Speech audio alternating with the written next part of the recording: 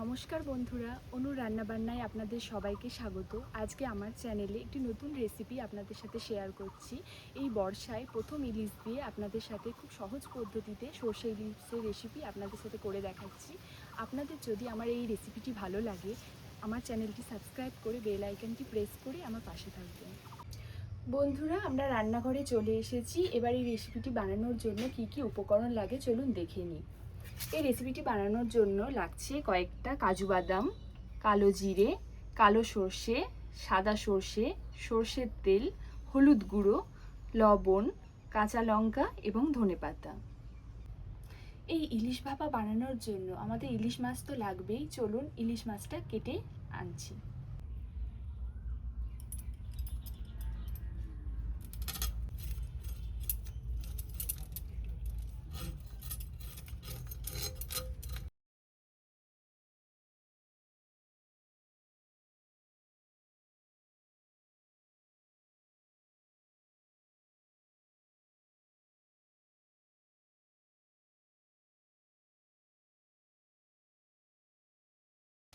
ইলিশ ভাপা বানানোর জন্য আমরা একটা মশলার পেস্ট তৈরি করে নেব। এই মশলার পেস্টে কি কি মশলা দিচ্ছি চলুন আপনাদের দেখিয়ে দিই। আমি যেহেতু 500 গ্রাম মাছ নিয়েছি, তাই 500 গ্রাম মাছের জন্য আমি এখানে 4 চামচ সাদা সর্ষে নিয়েছি, 2 চামচ কালো সর্ষে, 8 থেকে 10টা কাজু বাদাম নিয়েছি। এগুলো সব আমি একসাথে পেস্ট করে নিয়ে নেব। মাছগুলোকে ধুয়ে কেটে পরিষ্কার করে নিয়ে চলে এসেছি। এবার এই মাছের মধ্যে মশলা মাখিয়ে নেব।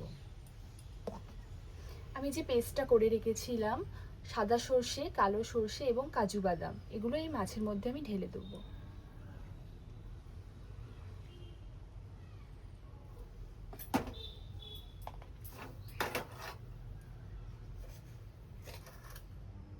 দিয়ে দিচ্ছি হাফ চামচ লবণ,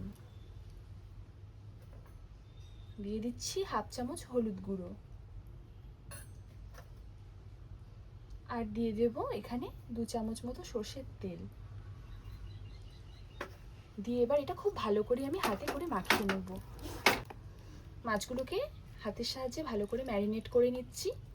এই ম্যারিনেট করার পর এটা আমি 15 থেকে 20 মিনিট এইভাবেই রেখে দেবো। মাছটা ম্যারিনেট করা হয়ে গেছে 15 মিনিট। এবার আমরা রেসিপিটা শুরু করি। এবার রেসিপিটা শুরু করার জন্য আমি প্রথমে হাফ কাপ সর্ষের তেল কড়াই দিয়ে দিচ্ছি। তেল থেকে ধোঁয়া বেরিয়ে আসছে, তার মানে তেলটা গরম হয়ে গেছে। এরপর আমি এর মধ্যে দিয়ে দেবো কালো জিরে ফোড়ন। এই ইলিশ ভাপার মধ্যে কালো জিরের ফোড়ন কিন্তু খেতে দারুণ লাগে। ফোড়নটা ভাজা হয়ে গেছে। এরপর আমরা ম্যারিনেট করে রাখা ইলিশ মাছগুলো দিয়ে দেবো তেলের মধ্যে।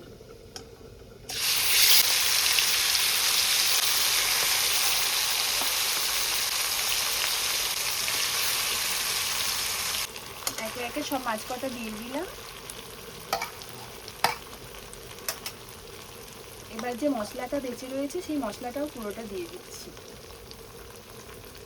ম্যারিনেট করা মাছগুলো দেওয়া হয়ে গেছে। এরপর আমি এটা কিছুক্ষণ ভেজে নেব।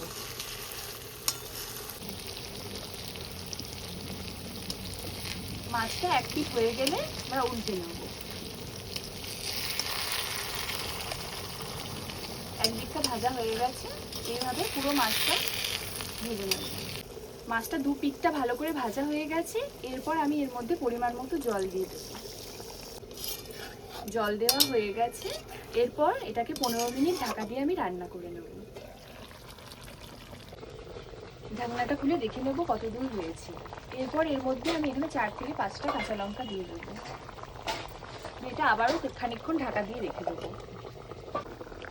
ঢাকাটা খুলে একবার দেখে নিই কত দূর মাছটা হয়েছে। একটু হালকা হাতে নাড়িয়ে নেব। এখনই খুব সুন্দর সুগন্ধ বেরিয়েছে। মাছটা আর কিছুক্ষণ হবে, আর একটু 5 মিনিট ঢাকা দিয়ে রেখে দেবো। 15 মিনিট হয়ে গেছে। এবার আমি ঢাকাটা খুলে দেখবো হয়ে গেছে নাকি।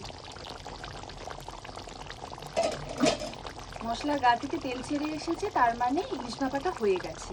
এরপর আমি সামান্য একটু সর্ষের তেল ছড়িয়ে দেবো, কাঁচা সর্ষের তেল। এতে খুব সুন্দর একটা সেন্ট হয়।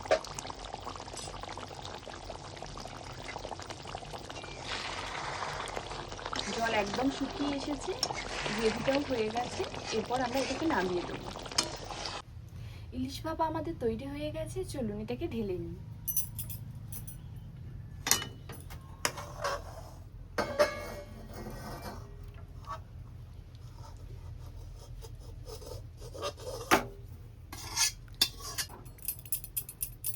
এই দেখুন বন্ধুরা, কত সুন্দর আমাদের ইলিশ ভাপা তৈরি হয়ে গেছে। ইলিশ ভাপা আমাদের একদম রেডি হয়ে গেছে। এরপর আমি ওপর থেকে সামান্য ধনেপাতা কুচি ছড়িয়ে দেবো।